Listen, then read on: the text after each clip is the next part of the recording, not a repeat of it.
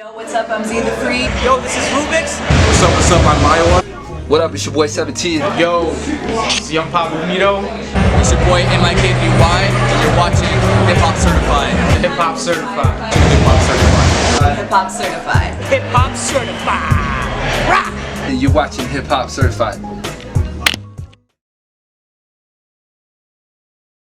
What is good, HipHoppas? Esteban Xound.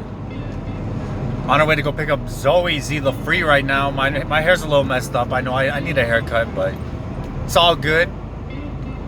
See if we go pick her up and let's get it.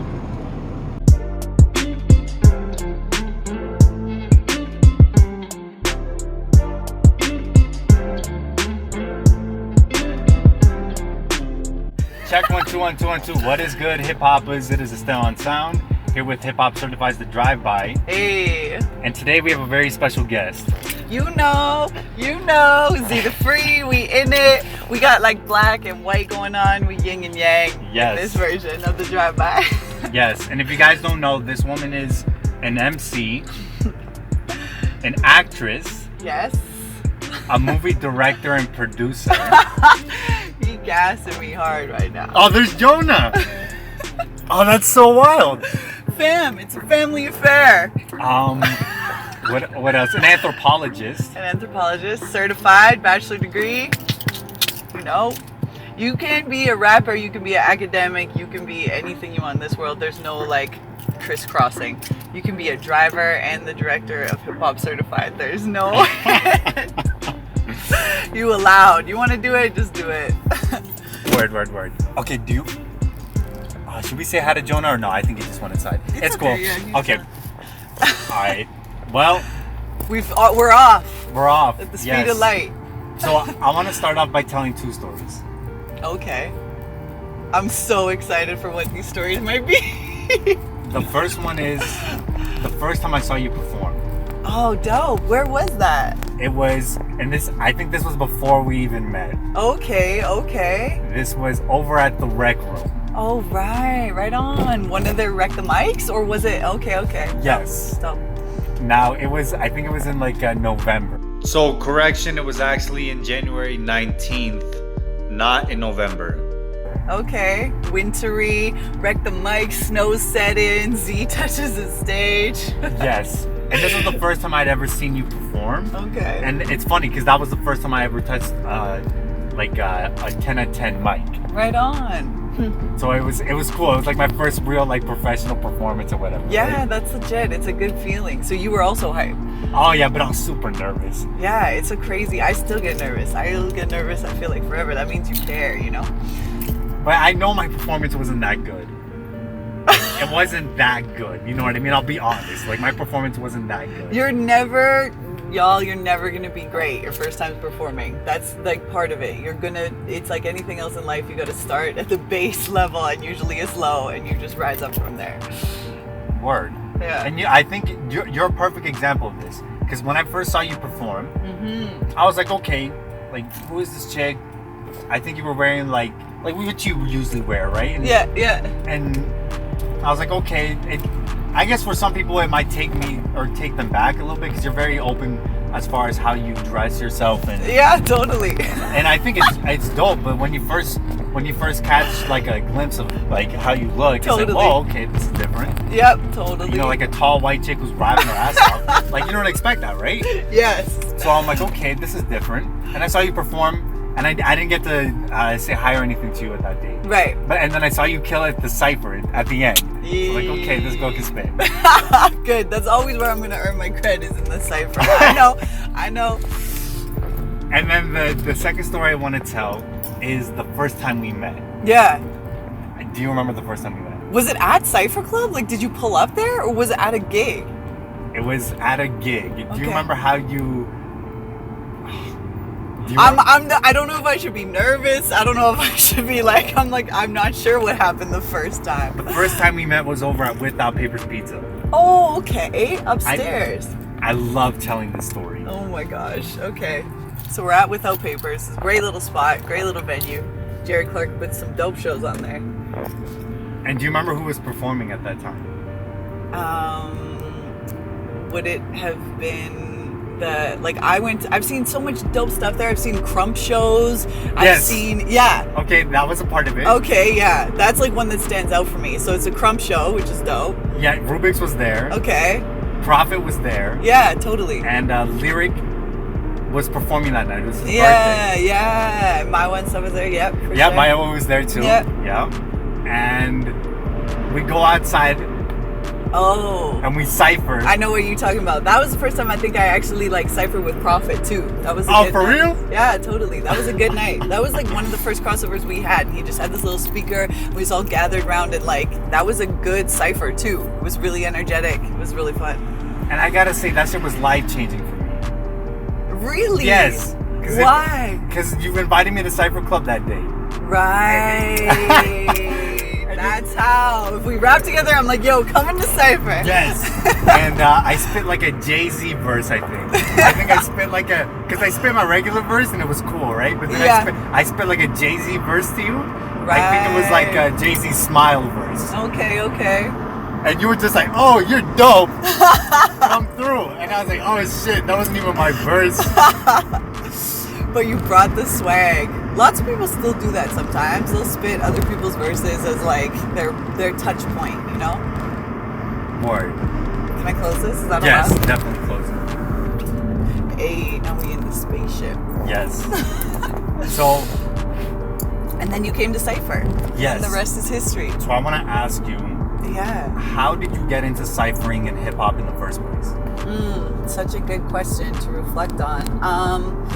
I've been writing, I feel like raps and poetry forever, like for my whole life. I remember being like a little kid in my room writing, and it was like a release for me then, and it was always kind of like spoken word was my initial way of performing, and then obviously acting. And then rap and cypher was something that I would do alone. It was something that like I would get into you know, in my car or like in my bedroom. It wasn't really something that was like a public expression for me. But then through the people you hang out with, that's why it's so important. You know, those 5 people that you spend time with, like the most, that's so significant, because I started hanging with homies who were really involved in CJSW, Jamal from Freshly Squeezed, Kevin Chu, who's a super dope DJ in the city. Catfish, right? Catfish the Wizard, you know. And they were doing these events at Molly Malone's, which was this bar in Kensington. And Jamal was always just like, yo, get on the mic. So it was like he encouraged or saw or fostered something in me that I didn't feel brave enough to do on my own. I was also hanging with just like a bunch of dope rappers, because hip hop was like a life force for me. And starting university, I connected with people who finally also loved hip hop. And so then I touched the mic, and it's like you get infected with something crazy. You know what that's like. Absolutely. When you first start ciphering or you do some dope bars on the mic and people react to it, it's like, oh, this is my hit. This is my drug. I'm in it. I'm in this now. I'll never leave. Word. Yeah. So, I mean, like, how did you find hip hop? Because those who don't know, Is that meant to be read? Yeah. Okay, we good. For those that don't know, you're from Black Diamond. I'm from a very small town in rural Alberta. Very white, very conservative, very country music based. All good. There's good music and everything. But I did have, like, kind of later in life, I had 2 really good homies, and they were into rap, and so we would listen to rap together, and that kind of allowed me to maintain it. But I remember buying like my first CDs on my own, and it was like nobody knew what they were. Like one of them was 50 Cent's first album. Oh, get out of And, here, for real? Yeah, I love that. I have such a soft spot in my heart for 50 Cent and Eminem's albums. Like, and then I just remember knowing all those lyrics, right? And other kids were like, "What is this?" And I was like, "This is amazing. Just so you know, this is gonna change the world." And it has. Hip hop has totally changed the world. It continues to change the world. Word. So I want to ask, what the hell is there in Black Diamond, Alberta? What is there? So I actually have a lot of love for Black Diamond, Alberta, because it gave me a sense of community, and it also allowed my very artistic, eccentric parents to have a lifestyle that allowed them to like be really present in my brother and I's lives, and really help me do things. Like my mom, because she was kind of like a stay-at-home mom, because they were living really low-key, she could like drive me to audition, she could help me feel like there was encouragement in my life. And my dad was always like playing guitar. We spent a ton of time in nature, a ton of time camping. And I think when you're from a little place, it allows your imagination to really grow. And for me, that was the thing that allowed me to like discover my voices, and including my voices for hip hop that I use. I have like some different flows, different cadences, different like literal voices, you know what I mean? Sometimes she's like hard and sexy and she going strong, and sometimes she's like this eloquent queen and she gonna string you along, and it's like you can move between, and that's a skill, right, in hip hop. And I think playing outside in a small town, because there's not a lot to do other than like make things and play with your imagination, allowed those things to grow. So yeah, I'm grateful. Word. Yeah. I know you've also traveled. Yes. A lot. Yeah. You traveled a lot. Yeah, I started like ditching out when I was pretty young because I was lucky from doing voice work.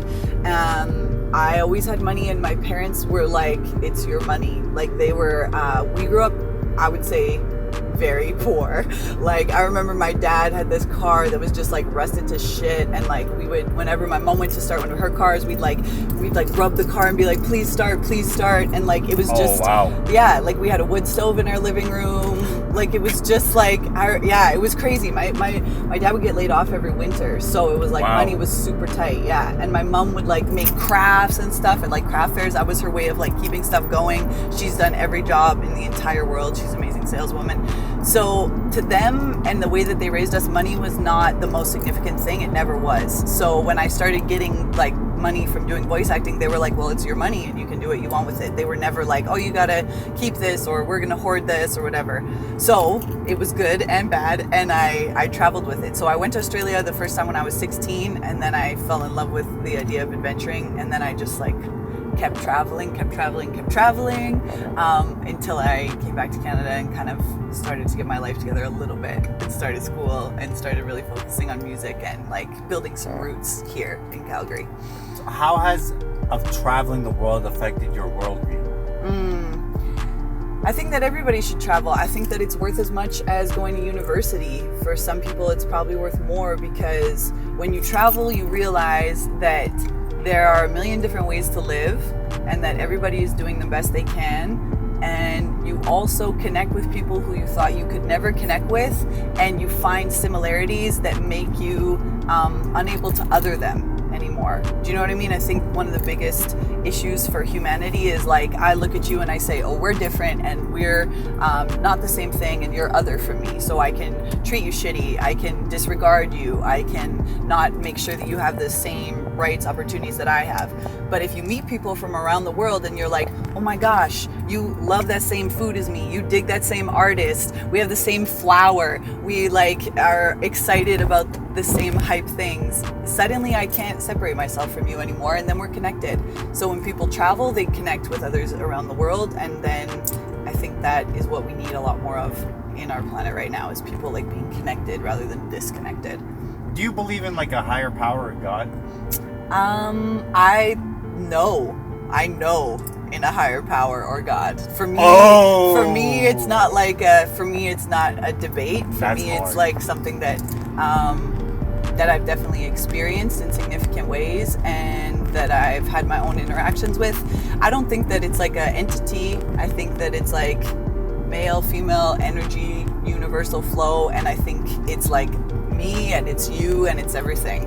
But I think that there's a lot more going on in our life experience than we know. I think that it's big, and I think that you can actually do whatever you want. It's like a really trippy game, and as soon as you connect in with the universe and that higher power, and you're connected to gratitude, it's just like, okay, what you want next, how you want to move, where you want to go, is yours.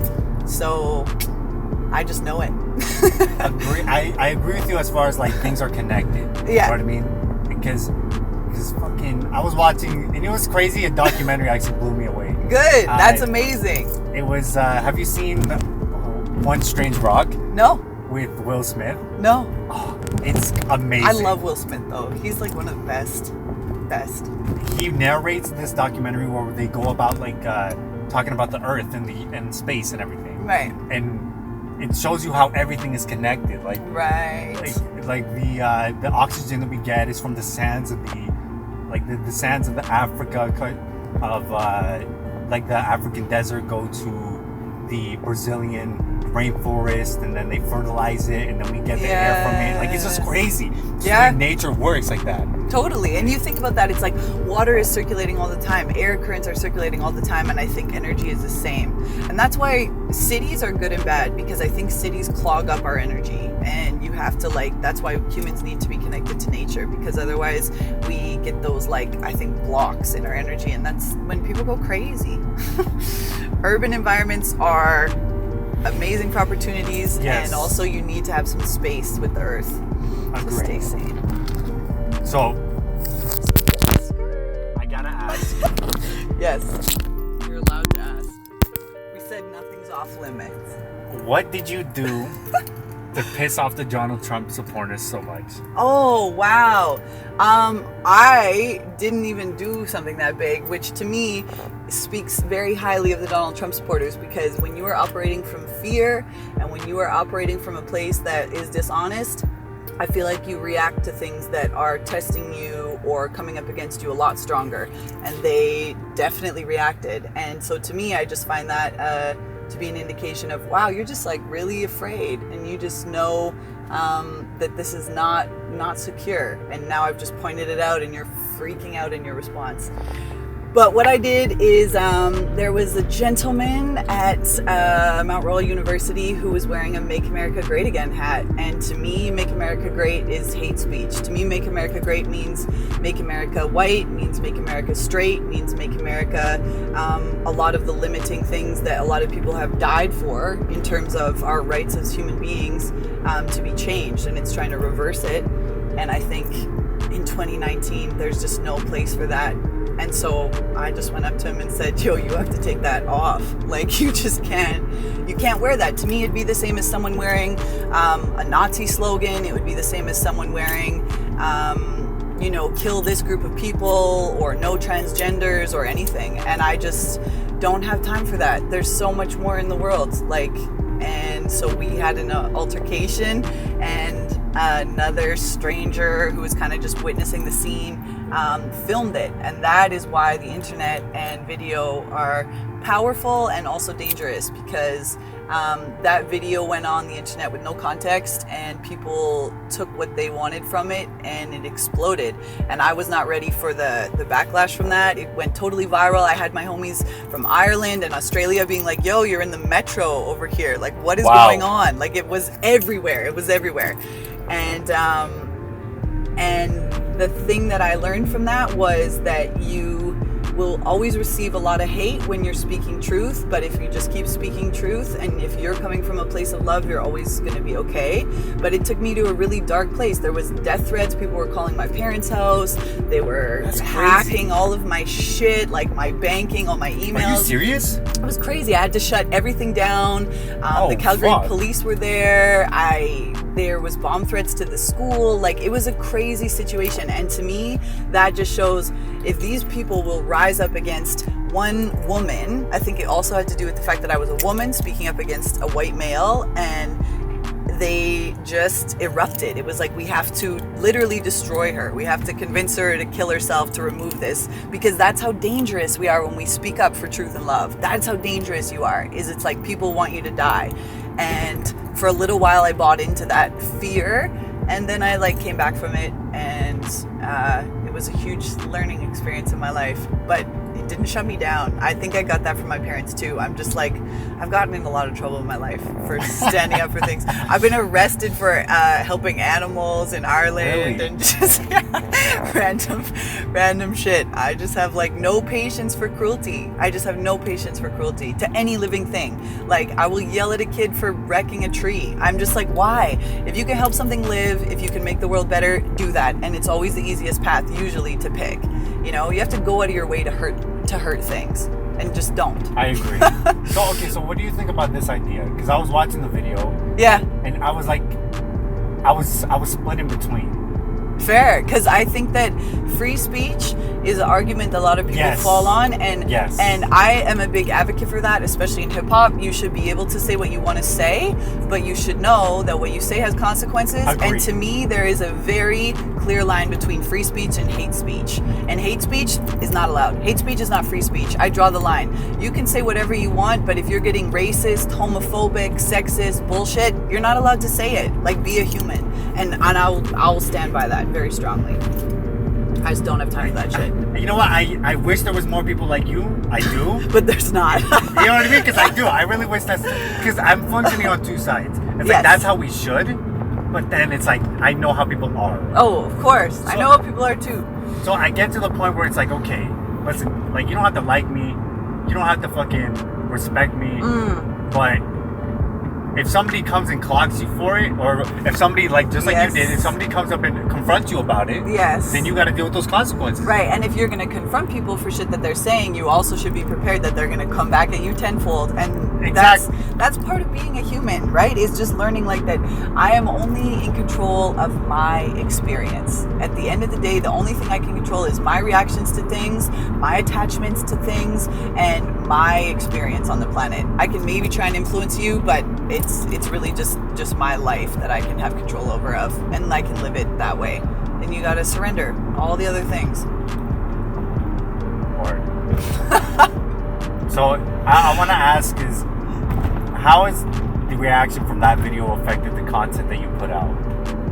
I think the content that I put out has always been the content that I've put out. I think it's like I can't control what I say in my lyrics and poetry, because I really feel genuinely like I'm a vessel. I feel like when I get on stage, something happens, and it's like there's this connection between me and the crowd, and I'm there to, like, serve. And to me, it's like, make the world a better place. If you have a platform, use it in that way.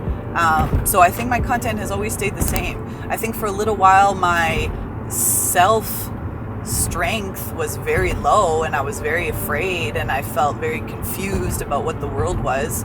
But I don't think my content has ever changed. I'm always just, like, a little bit rowdy, and usually preaching love and respect. And I also like to throw in some shock value shit and spit lyrics that make people be like, "Ooh," because that's fun for me. Agreed.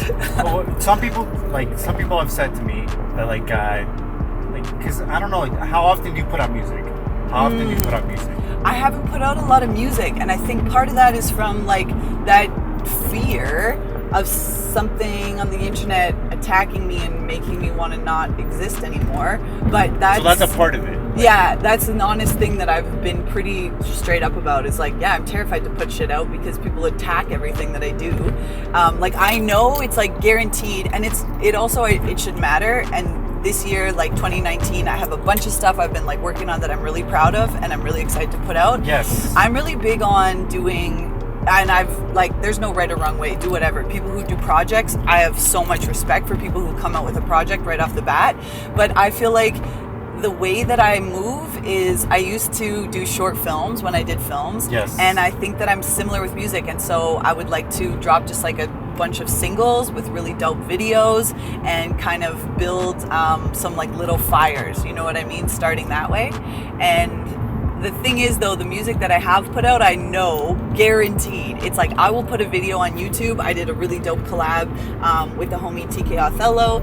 Hey, shouts out to TK. Yay! And incredibly talented Adam Ambrose artist. And it went up on YouTube, and it was like, they had to turn the comments off because it was like, there was like 500 comments of, like, bitch, ugly slut, you suck, you got no da-da. And it's like, that also sucks for me because I'm a very collaborative artist, and I don't want to put music out with people who I know are talented, who I know deserve, like, proper respect, proper clout, and then it's gonna have all of this bullshit from people who don't even listen to hip-hop or know what hip-hop is. They just support Donald Trump and are tagging me in this thing. And so, but I'm over it now. I think I'm like, this year, fuck it. Like, what if I die and then I never have any music out because I'm afraid? Exactly. And also, a lot of the people I work with are like, yo, I don't care. It doesn't matter. Like, let the haters come. At least we know, we're guaranteed that these people are going to play it. And so let them play it. And I think this is how you have to live, because that thing of, like, haters gonna hate is so real, you know? Exactly. So real. And I think it's fair.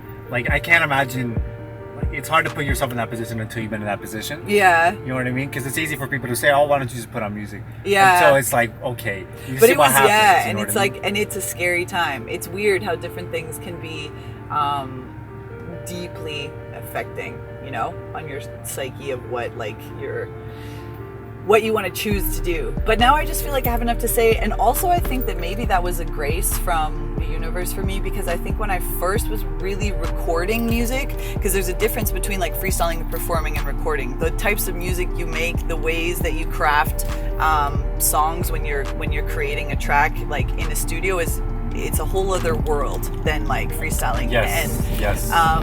The first tracks that I worked on, I think they were like angry, heartbreak tracks, and that's not the content that I actually want to put in the world. So I think that it was a bit of a saving grace that like I had this time of making music and not putting anything out, because now I'm making the stuff that I actually want to say, that I actually feel like I can express as an artist, and it's pretty different than when I'm freestyling, but I'm excited for it because it's like, it's very real, you know? Feels very real. And then no one can touch you. If you put stuff out and it's real and you're proud of it, like everything you do, I feel like is so authentic. Like the Esteban, it's like there.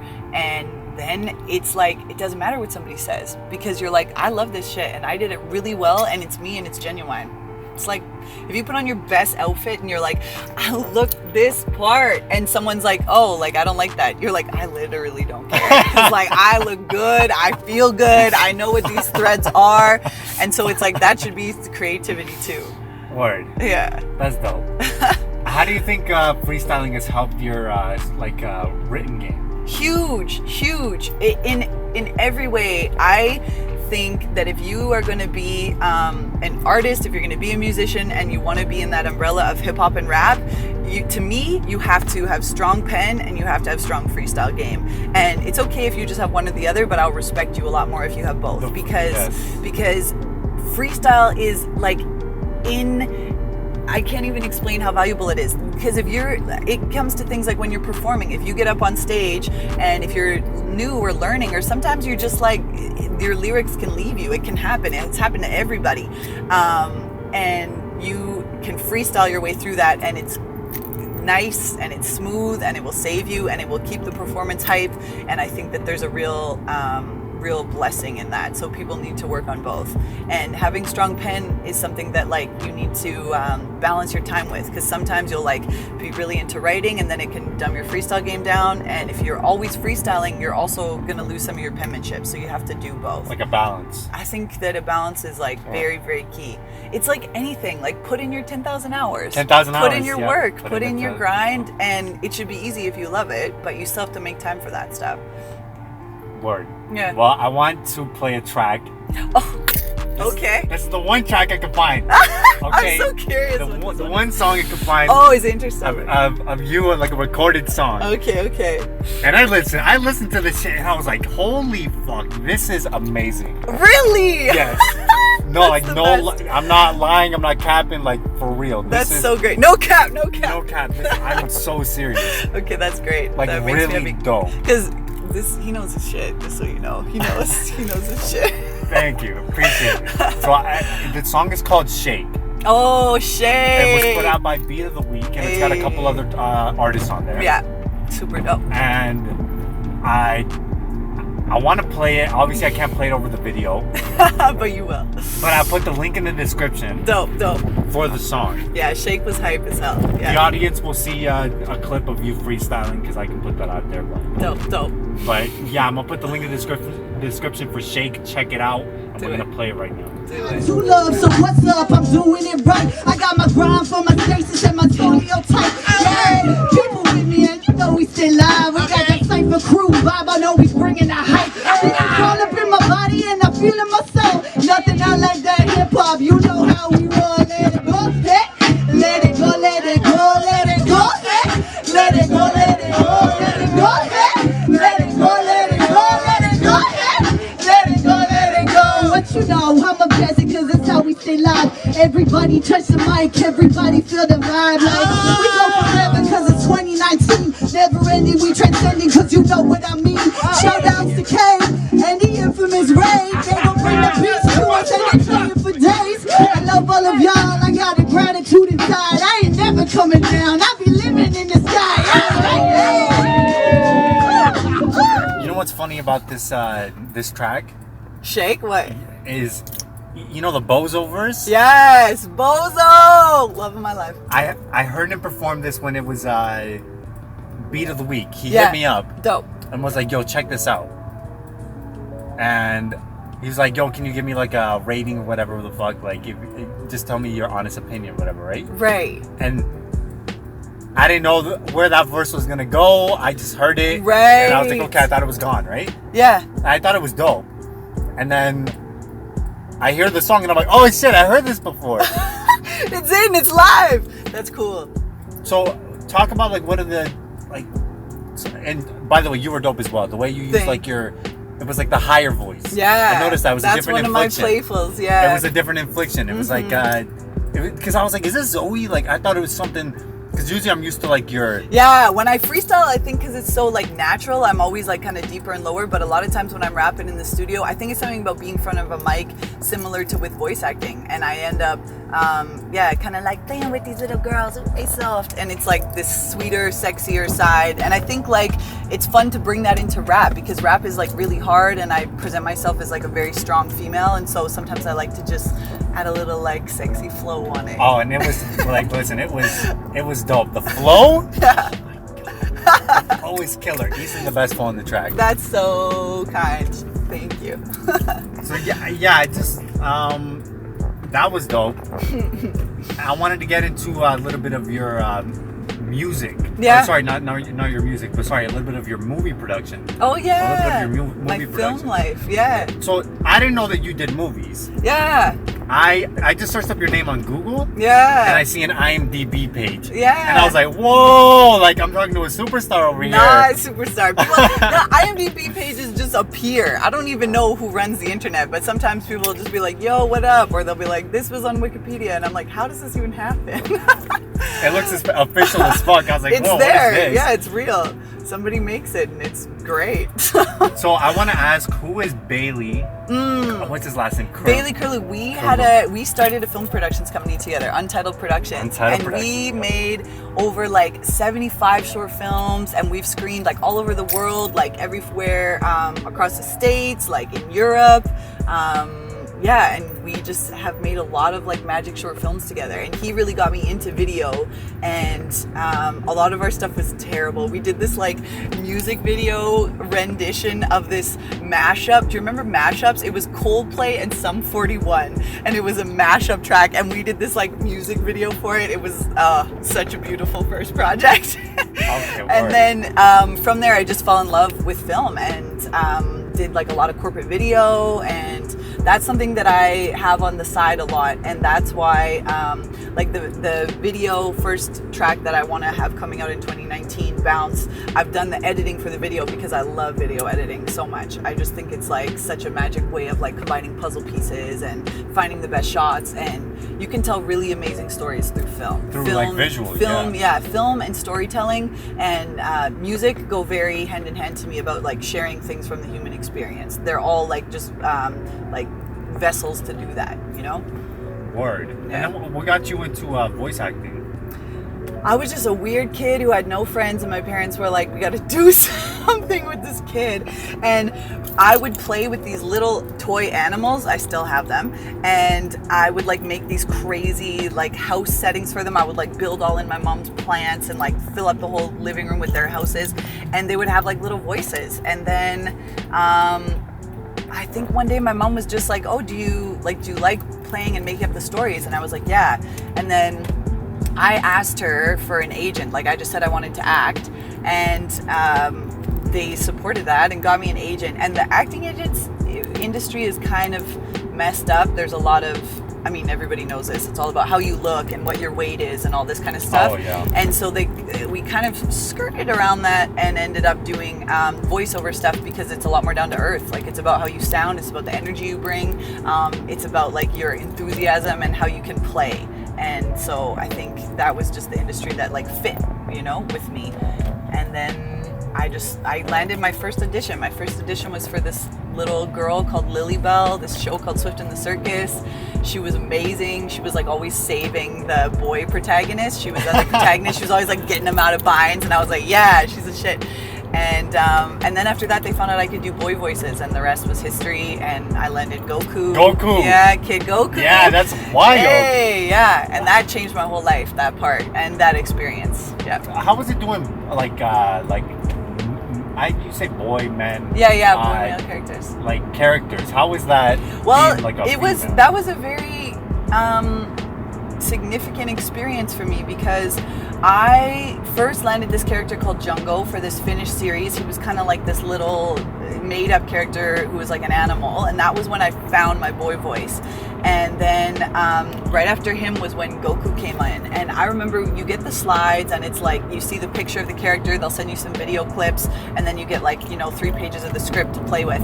And I was just like, yo, whoever this being is, he is the dopest thing I've ever seen. He could fly, he had these clouds, he always had homies around him, he ate all the time, he was like hunting for the underdog, fighting for the like right thing, kind of just journeying and adventuring. And I was like, this is everything that I want to be. And he didn't have like a gender to me. Do you know what I mean? I was a kid. I was like I did Goku around the ages of like 14 to 17, like a lot of my life. Well, actually later than that. I started when I was 14, 11. And so anyway, I was young. I was going through teenage years. Right. And voicing this character. And kids were rough about it. My parents we moved schools at one point because kids were so brutal. Like they would say things like, it wasn't out on YTV yet, so nobody had seen it, and they found out that I was voicing these boy characters, and they were just like relentless. I remember this one girl, and these couple kids would just be like Zoe wants a penis, Zoe wants to be a boy, Zoe. And I was also like going through puberty as a young woman, and so it's a crazy time anyway. Like your hormones are out of whack, your body's different, you're like, what is happening? It's just a terrible time. It's just a terrible time. And also like being in smaller towns and stuff, and it's like, what does it mean to be gay? Like, what does that mean? Like, do I want to be a boy? Like, what is happening? And I was just confused by why people couldn't understand that Goku was just like this dope entity who represented freedom. Like, to me, Goku is really a free human being. Do you know what I mean? Like, he moves his own way. And anyway, we switched schools. There was one point I wanted to quit the show, but the directors were amazing, and they were just like, Zoe, this is huge, this is beyond everything. And I'm so glad that I stayed with it and stuck it out. And then I landed parts after that, like for G Gundam and some really, really awesome series. And it's like been able to fund me through travel and through school and through music. Like, it's been such a blessing. But people will always try and shut you down if you are doing something that is a little outside the box. And the stuff that's outside the box is the best stuff. It's the funnest stuff. It's the most significant stuff. So whenever people tell you not to do something, that's usually the path you should take. Word. Right? Yeah. I like that. So why are kids so fucking relentless? I don't know, man. I think that it's like we learn really young to that othering of like, you're different, and I have to shut that down right away. And that, like, kids are very free and very beautiful, but we start to learn that around kind of junior high. We learn to be self-conscious. We learn to be, like, I'm sure you can your own. Everybody has those experiences. Nobody had a good time. Nobody. I wouldn't say nobody, because some kids actually fit in, but it's funny how those who didn't fit in, like, Chris Rock says something. He did a stand-up, and he's like, bullying is... He said something about bullying, like, it was a hilarious segment. I somewhat agree with what he's saying, but I somewhat don't. Right. But he's saying, like, bullying was one of the best inventions, because the people who got bullied in school are like the most successful people. Totally. And literally all of my homies now in the adult world are the kids who got bullied. And you grow up and you find each other and you're like, oh, we were just like on some other tip. We were just trying to do things our own way. And then you get to move as a crew. And if I had kids and I could choose them either to be in the cool crowd or to be bullied, it's shitty, but I would pick for them to be bullied because it carves you out and it gives you empathy. It really does. It gives you empathy. It teaches you the value of someone like seeing you and treating you like a human being. It teaches you like why it's so important to respect other people. And I think that it's better. People who get bullied make stuff often. They make stuff of their lives and their space because they're like, they stop caring what people think because people are going to treat them bad relentless. But that's if you make it, because then there's the kids who don't make it. Totally. There's a lot of kids who aren't strong enough, like, because you can't. It's like the human heart is a lot softer. I think humans pretend like we're these all-powerful, strong overlords, and we're not. We're very soft creatures who just want to be held and have somebody tell us that we're enough, like that we're valued, that we're doing good. You know, we all want that. Word. Now I want to get into how we met. Yeah. Cypher Club. Yeah. I want to go into the genesis of Cypher Club. The genesis. Like the beginning moment. The beginning moment What of Cypher Club. What was the inciting, like, you know, in stories there's an inciting incident? Yes. Okay. So what was the inciting incident to make you start Cypher Club? The honest answer of the inciting incident that made me start Cypher Club is I was with a man who I loved very much, and he cheated on me, and it totally broke me and my entire world, and it broke my idea of what love was and what trust was and who I was. And I have so much respect for that person because he's a brilliant artist and he's an artist, incredible right? human being. Yeah, and he gave me a huge opportunity to reinvent myself, because with that person I was so entangled in the love. It was like I had no sense of my own self. Like I was living for that person, and I think that's a really beautiful way to love, but it makes it hard because then you have nothing to stand on your own. And my self-worth was totally ingrained in him, and I needed to do everything with him, and I just adored that boy. Like I just loved him. Like I just thought he was such a god. And that can be good and bad, because sometimes when you treat somebody like that, it doesn't work, you know what I mean? Because he also needed to find his own independence, and it wasn't happening. So long story short, I got my heart really broke. He suffered as well. Heartbreak is never good. And from that, I remember quite a few moments of being at my lowest and just feeling like I had nothing. And it was like my whole idea of my life was shattered. And from there, spending time then with like Jamal and Kevin at the Wizard Palace, that's what we call it. They really brought me through healing. I did a lot of writing, a lot of freestyling, and I was just like, I need people around me who are gonna make music like this and express like this, or I'm going to die. And so I literally started walking up to people like on the street. I like took this club that was kind of like a poetry club that I had, and I was like, I'm not doing this. I'm doing rap. I'm doing cypher. And it had been something that I had always kind of done at Mount Royal as events, but I was like, I need to kick this up. And then I would just start walking up to people and being like, yo, do you rap? Like, or at cyphers, right? I started going to more events. I was going to more stuff on my own, like as an individual, and showing up alone, which was something I'd never really done before. And just really meeting people. When you show up alone, you have to like put yourself out there. And so then I'd be like, yo, come to this thing I have called Cypher Club. So it started at Mount Royal, and there's been some homies that have been there since the beginning. Like Nasty G has been the beginning of that shit. TK Othello Token since the beginning of that. Kareem came in mad early too, Sweaty Dawn, and we would rap in a classroom, and then it just like got too big and we had to move it. And I think like moving it into a home space was an interesting shift, because it's like a space where I think is really like a safe zone for a lot of people in the city, and it's fostered like that idea of when people would like get together in the back alley and rap. Do you know what I mean? It's like we're together in this living room in a backyard and we're rapping, and now it's just like exploded. Like the other day I was gonna write down all the Cypher members just to see, because it's like pretty much every week there's 20 to 30 people there. It gets way big in the summer, but it's like when we have like potlucks or like those like house parties and stuff, it's like Cypher is probably well over like 60 people, you know what I mean? Easy. And that's really dope, because it just like grows and grows and grows.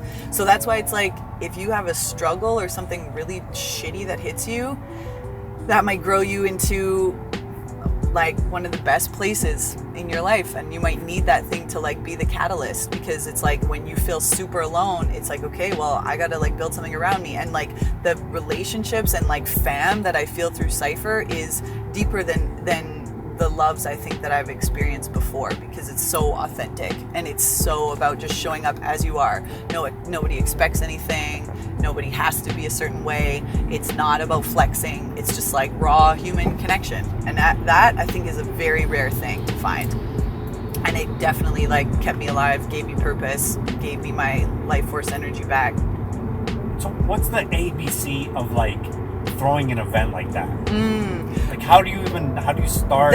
The magic thing about it is that you can't make a formula. It's like you cannot reproduce Cypher if you do not have authenticity and people that are willing to come and share in that, because I've seen like so many events happen, and especially around hip hop, and I really respect like the like bravado fucking layering on of like this is my swag and like battle rap and like competition. That's a very like a significant part of hip hop. Right. But I think that the reason that Cypher is so magic is that it can fall away from that stuff for a little bit, and it's just about creative expression. And it's like, yo, just come and creatively express yourself.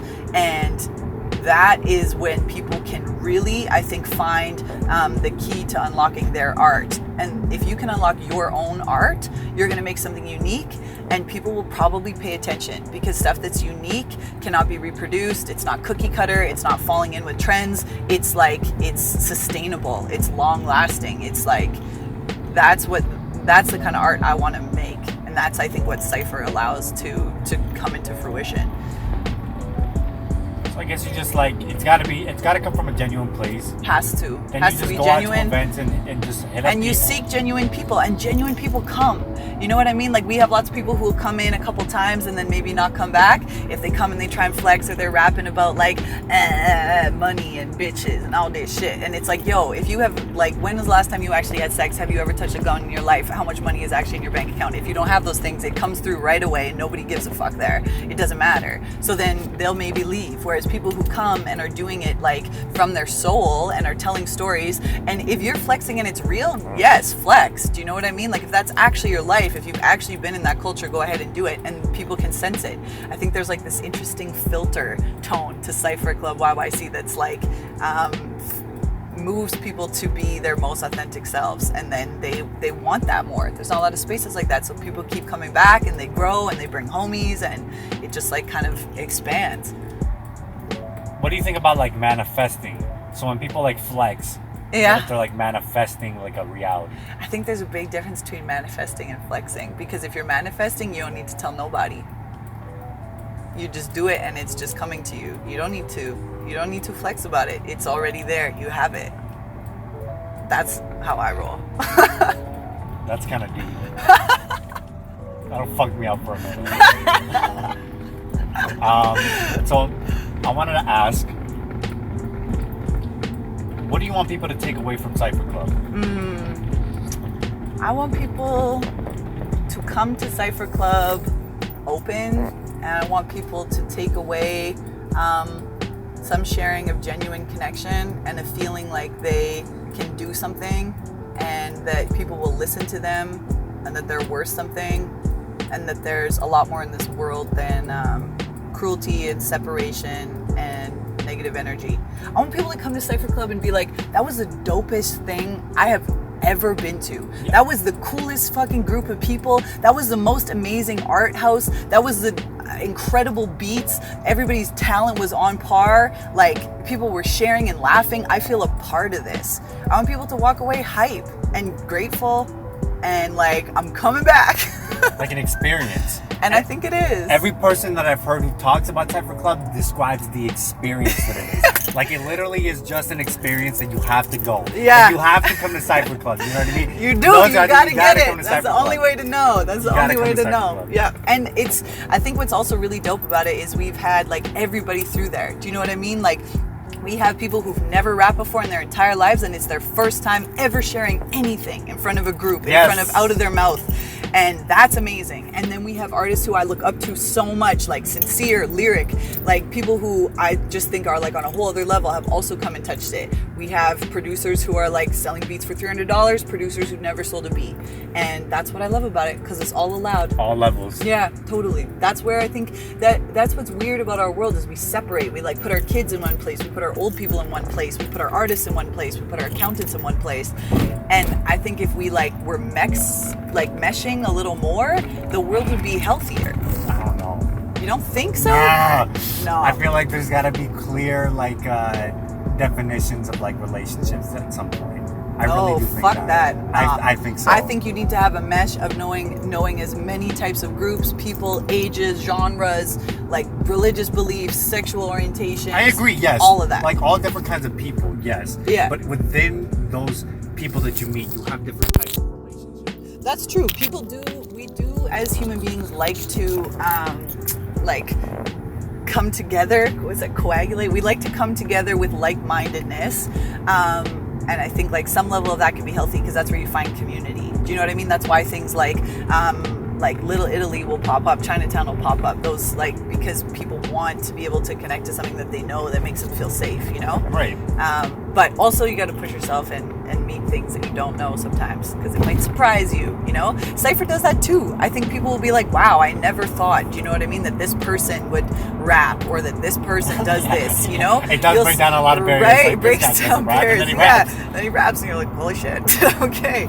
Word. That's what's really cool about hip hop. I think especially recognizing yo, if you're white, you're from a certain standard, I'm a guest to hip hop, and the place that it started from was kind of bringing people together and speaking up against things, you know, speaking up against injustices, telling stories, connecting with homies. So that's what you should do. Word.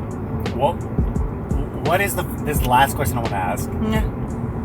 What do you what is the future of Cypher Club now that you're going to Saskatchewan? So people want to know this. I'm moving to start grad school, and this is what I mean about you can do multiple things, because I'm actually valedictorian of my class at Mount Royal, my grad class, which is crazy because I should not be in university. There's no way. I barely graduated high school. I only graduated high school because I had enough work credits from doing voiceovering. I have grade 10 math at the lowest level.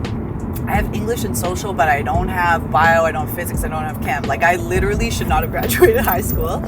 And I only got into university because when you apply when you're 22, then you get a mature student, and they don't look at your high school grades. They look at your university, your first year of university.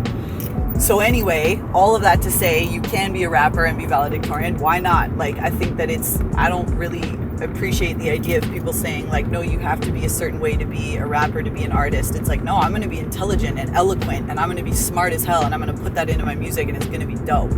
And so it's hard to leave something that you create. Cypher Club is such a significant part of my identity and my existence, and it helped me through a time in my life that I was very, very lost. And so I think it's scary to be going to grad school and leaving this thing that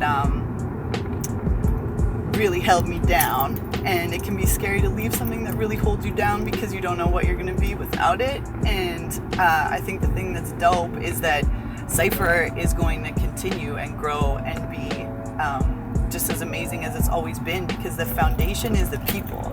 It's people who show up to rap and get it, and that's not going to go away, and the space isn't going to go away. And it's Wu-Tang Wednesdays, salute. We're going to be there every week, and I'll just be connecting through the ethers. I'm going to just have my own little freestyles every Wednesday at the same time, and I feel that energy will circulate across. And really what I want to do with Cypher is expand it. I was just in LA I have homies there who are so talented. It's amazing, and I would love to do Cyphers. I'm I'm gonna go start one in Saskatoon, you know what I mean? Saskatchewan needs one. Then I'm gonna go to Vancouver and start one there. Then we're gonna get one in LA. And mobile takeover. I just think that it will happen. I just think it's something that's magic, and it might take a while, but it will. And so this is the universe being yo, in YYC in Calgary, Cypher Club is good. It's strong. People know, they get it. They'll uphold those things of gratitude. They'll uphold respect. They'll uphold that it's about coming to spit. It's not about substance and getting fucked up and flexing. It's about music and art. Of course, it's allowed. And then I gotta go start it somewhere else. That's the thing about when you start shit and you're a leader, it's lonely. That's part of it, I think, sometimes. It's you gotta go it alone, because people need something to sometimes join to make their own. And this will just make Cypher be its own. Damn. It's gonna be different. It's gonna be different. I know. But we gotta hold it down. It hurts. And I said this in one of the gratitudes. We gotta hold it down. You know what I Yeah. mean? Like those are coming to Hip Hop Certified is gonna hold it down. Yeah, we gotta hold it got down. this. You know what I mean? Shouts out. And people need rap, so that's not going anywhere. The people who need to do it need that release, and they will make it a priority in their lives. And I just know that. Word. Now, I couldn't let you go without spinning a freestyle. Okay. I call this the front seat freestyle. Front seat freestyle. Shout out to- Passenger back. Shout out to Kendrick Lamar, the backseat freestyles. We remixed it. Yeah, We we got this remixed changed up. Yes. I love you, Kendrick Lamar, so much. I got a Oh, man. beat to yes. If you ever see this, yo, we gotta get you on here. Okay, so we got a beat CD. Shout outs to Beats by Khan. Hey. He's the one who produces these beats. Rad. Put it- Where's Beats by Cons from? I don't know where he's from. Okay. I gotta do a little bit of research of where Beats by Khan is from. Okay, we show you up. Beats by Con. But he puts out free beats for profit. So shouts out, and it's actually pretty dope beats. So I'm gonna put a link in the description for his beats. Check him out. Support him if you want to support him. And yeah, let's get it. Are you gonna free too? Yes, Okay, I'll good. kick it off if you want. Okay. Let's get it. Hip Hop Certified Z to Free. You know what it is. It's the front seat freestyle. Ha! Oof. Hey. Check 1 2 1 2 1 2. Hold up. Just pulled out of Marta-Loop. Hold up, man, I'm chilling with the Cypher crew. Oof. Oh yes, you know we do it so clean. Man, you know what I mean. Chilling with Joey and chilling with the Hakeem and Kareem. Hold up, shout outs to the fucking team. Certified.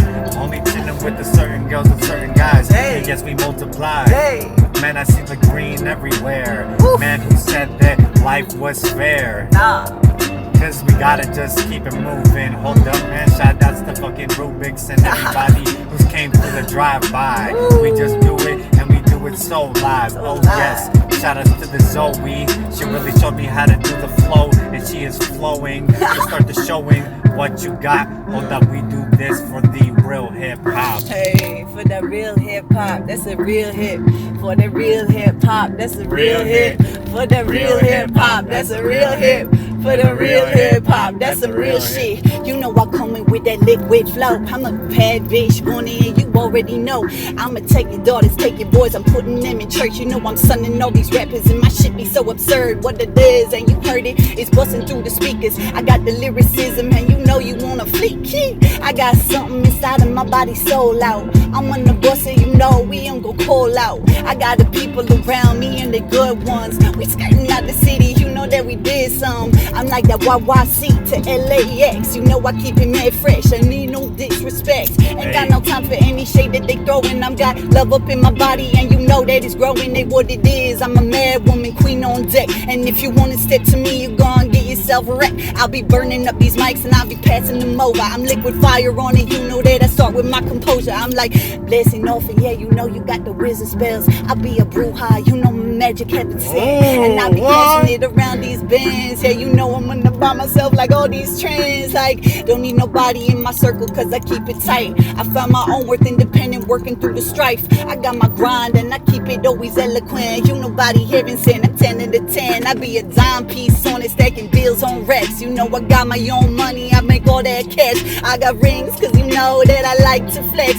I keep little boys around me, and you know that they testing like. Ain't got no magic for you if you be empty on it. I wanna get something real, and you know how we flaunt it. We got that ice, we be melting like it's summer. I got backyard parties, and you know we always something like we topless. Throwing this down, you know stop this. We got that hip hop on rock, you always like this. We got that hip hop, you know we don't stop this. You got that hip hop, you know we on that mad tip. Whoa, Z to Free, let it go, let it go. Z to Free, casting out how we roll. Z to Free, let it go, let it go. And I be getting all the green like you know Mary Jane going up to the clouds. I ain't never coming down, I just feel it so loud. Because I'm like the fire in the garden of Eden. I'm planting all of these fruits, and you know homies be eating it. Ooh, one more. Okay. One more. Okay, One more. passing it. Esteban Xound. Okay, let's get it. Hey. Okay, got the fucking Drake flow. Hold up, everybody know I take the rake flow. I'm be raking up the cash, man. I get up all up in the ass, man. Don't give a fuck if you wanna pass the joint, man. I'm just getting to the fucking point. Hold up, man. I just get him in the joint. Oh shit, hold up. We just do it to it. Oh shit, I almost lost it. Then I realized, man, I paid the fucking costas. Cause I'm the bosses. I ain't no Kevin Costner. I am more like, hold up, spit it so hard, man. I'm trying to get myself a real go-yard bag. Shout out to Lil Uzi Vert. Man, I just kill it and I got the vertical. Hold up, man, spit it with the fucking verbiage. I just spit it and I kill it with the motherfucking verbiage. Oh shit, know your worth, bitch. Oh shit. I just spit it off the top and I'm about to pass it. All the get it hip-hop. Hey, in the name of hip-hop, like, you know that I come and kill him because I'm bad on it. You wanna fuck with me, homie, you be so mad on it. I got the thing and I be twisting it over. I'm always keeping yin and yang because of black and white over. Yeah, we got no darkness because you know that I'ma spark this. Pass it around the circle and you know they best deport it. I lay you out in the backwoods on some backwoods. If you lay around, I got them bodies like you know we should. Ho, ho, cause I be sneaking up on it. You know I get some lyrics on and yeah, you know my opponents, they always running cause they scared on them. ZB on the track, I be moving through the stage, throwing flowers to the back. Like, I got good people with me, you know we roll deep. I live through vulnerability, I speak what I speak. I got truth up in my system, only way that I flow. I only speak about the stories and the things that I know. Yeah, I'm with HipHoppas certified, they wrecked on my past. I'ma look back through the stories and you know they don't guess. Ain't ever in my rear view, I got future forward motions. Yeah, I'm stacking up the dollar bills, you know, already know it. Like, I got the gold on me, I'm thinking hanging low. I got the juice up on me, think you already know. I keep my body tight, you wanna catch the flow. You best be 10 out of 10, baby, you wanna go? We can be moving this like we eating on the moonlight. I'm tangling on my tongue, you know, keep it hella hype. I get the beat inside my body, keep it mad fresh. I'm gonna pass it to the left, ain't no disrespect. Oh my god, man, she passed it to the left. Hold up, man, I just spit this shit off my chest. Shout outs to the KRS, man. Shout outs to the best, man. I'm just going off the fucking head. Oh yes, man, I'm trying to lay my head somewhere in like LA. And you know, we spit it and we spray. Oh man, and I ain't got no delay. I just keep it on the way, man, on delay. Hey.